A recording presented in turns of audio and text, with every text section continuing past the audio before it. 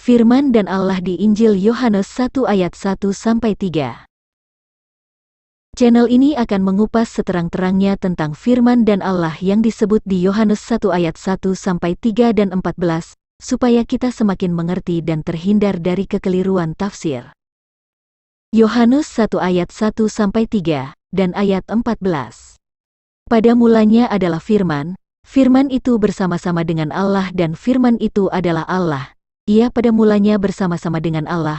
Segala sesuatu dijadikan oleh Dia dan tanpa Dia tidak ada suatu pun yang telah jadi dari segala yang telah dijadikan.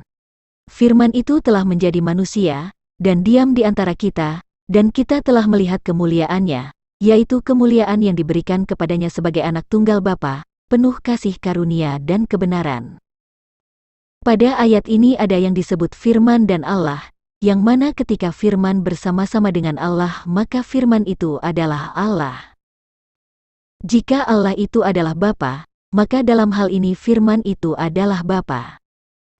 Firman sebagai Allah di ayat pertama adalah pribadi yang sama dengan firman yang telah menjadi manusia di ayat 14.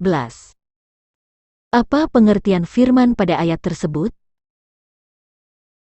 Berdasarkan Kamus Besar Bahasa Indonesia, firman adalah kata atau perintah atau sabda Allah.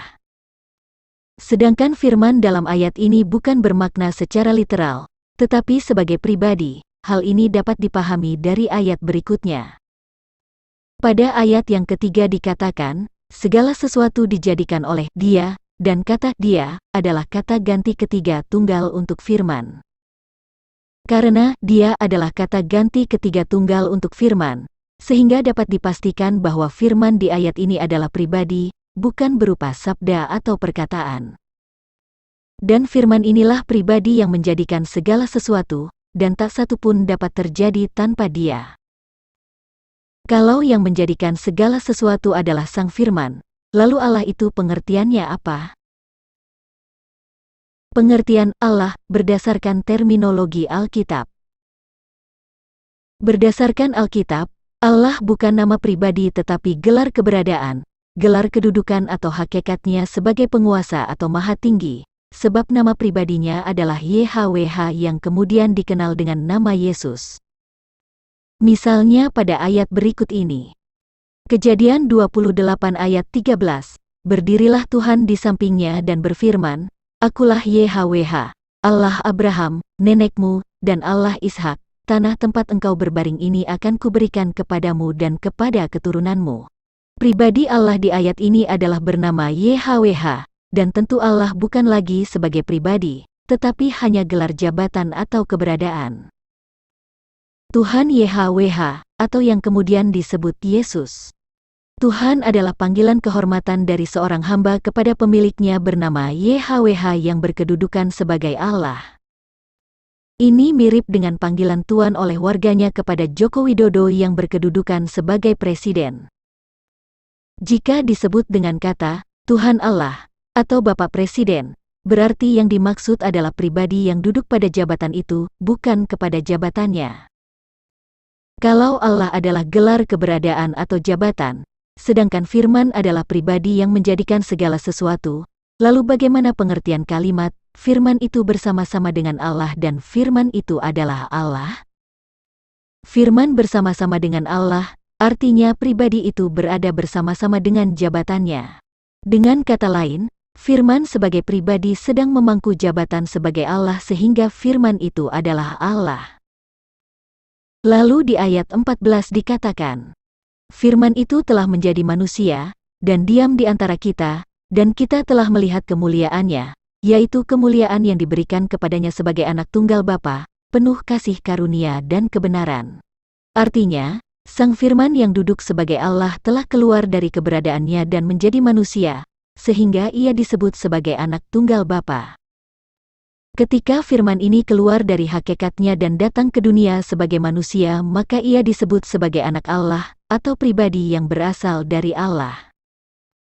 Seperti yang telah dikatakan oleh Yesus. Yohanes 16 ayat 28, Aku datang dari Bapa dan aku datang ke dalam dunia. Aku meninggalkan dunia pula dan pergi kepada Bapa. Yang mana Bapa artinya adalah sumber atau asal-usulnya, yaitu Allah. Bapa hanya ada satu, sehingga pribadi yang datang dari Bapa disebut sebagai anak tunggal Bapa. Dialah yang menyatakan pribadi Bapa. Sebagai kesimpulan dari Yohanes 1 ayat 1-3 dan 14 adalah firman itu adalah pribadi Sang Pencipta, sedangkan Allah adalah gelar hakikatnya. Lalu, bagaimana pengertian Yesus disebut utusan Allah? Sebagaimana telah dijelaskan bahwa pengertian Allah di dalam Alkitab adalah gelar jabatan, kedudukan atau hakikat, sehingga ketika Yesus disebut utusan Allah adalah karena dia sebagai pribadi yang duduk sebagai Allah harus keluar dari hakikatnya dan datang ke dunia sebagai manusia untuk melakukan kehendak Allah. Kehendak Allah artinya, kehendak jabatannya sebagai Allah, bukan atas kehendak pribadi. Relasi antara jabatan dan pribadi yang duduk di dalam jabatan itu adalah, jabatanlah sebagai pemberi kuasa, kebijakan, dan yang pemberi tugas kepada pribadi yang duduk di jabatan itu. Jabatan itu tidak kelihatan tetapi dinyatakan oleh pribadi yang duduk di jabatan itu. Pribadi yang duduk di jabatan itu merupakan utusan dari jabatannya untuk melakukan semua kehendak jabatan itu. Dan apa yang dilakukan oleh pribadi yang duduk di jabatan itu adalah atas nama jabatannya dan perintah jabatannya. Sama halnya dengan sistem pemerintahan kita sering mendengar, instruksi presiden, tidak disebut instruksi Bapak Joko Widodo, tetapi yang bertanda tangan adalah Bapak Joko Widodo.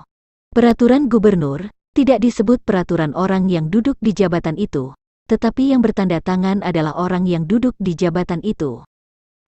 Di sebuah perusahaan, jika seseorang diberi posisi sebagai manajer, maka jabatan itulah yang menuntut dia bekerja di perusahaan dan jabatan itu pula yang memberinya kuasa atau kewenangan untuk memimpin bawahannya.